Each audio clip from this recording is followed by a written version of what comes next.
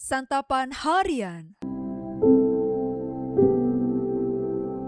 Hari ini kita akan membaca Yosua pasalnya yang ke-19. Namun kita akan membacanya pada ayat yang ke-49 hingga ayat ke-51. Sebelumnya, mari kita berdoa. Kristus Yesus, kami datang dengan hati yang rindu dan rendah. Bentuklah kami melalui firman-Mu sesuai dengan kehendak-Mu.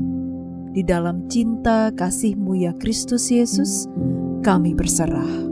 Amin.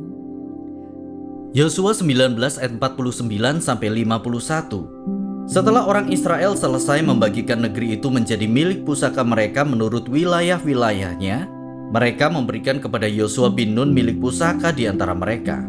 Sesuai dengan titah Tuhan, mereka memberikan kepadanya kota yang dimintanya, Timnat Serah di pegunungan Efraim. Ia membangun kota itu dan menetap di sana.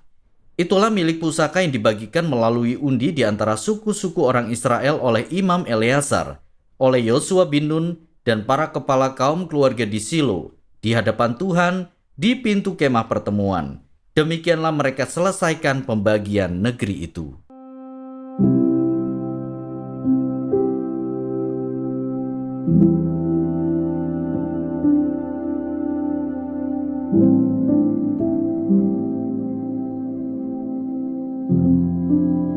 Sahabat Scripture Union Indonesia, tentara generasi pertama yang keluar dari Mesir, Allah hukum untuk berkelana dan mati di padang gurun karena mereka tidak mau berperang dengan Kanaan.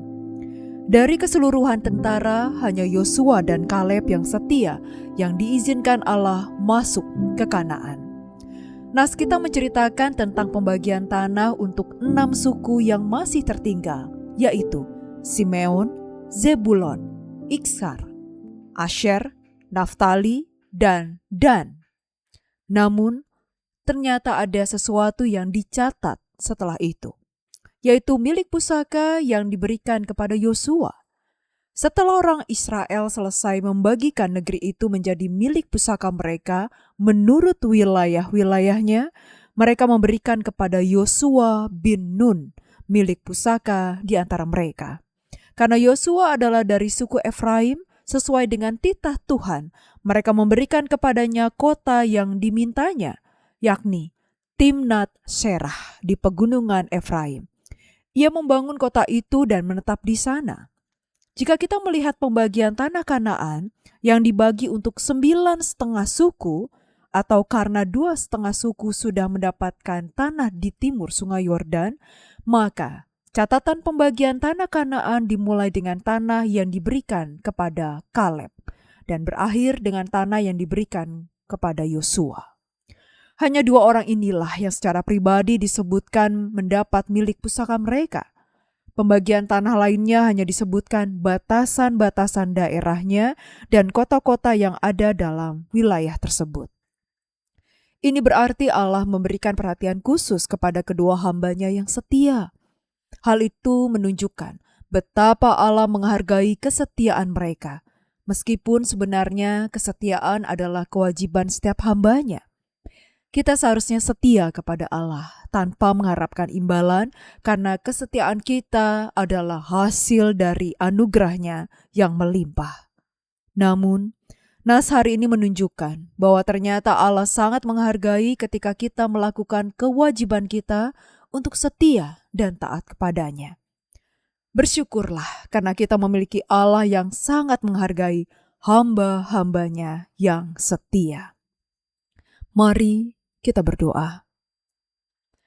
Allah yang penuh kasih, mampukanlah kami untuk hidup taat kepada kehendak-Mu dan setia berjalan dalam terang firman-Mu. Di saat kami lemah, kuatkanlah hati kami. Di saat kami ragu, teguhkanlah iman kami. Biarlah hidup kami selalu setia dan taat kepada-Mu. Di dalam kasih-Mu Yesus, kami berdoa.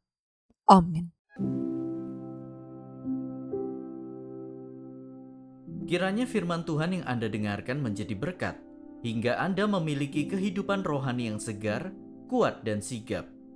Jika Anda menginginkan buku santapan harian, Silahkan kirimkan nama, alamat lengkap, dan kode pos beserta nama radio yang Anda dengarkan ke nomor 0811 9910 377. Tuhan Yesus memberkati.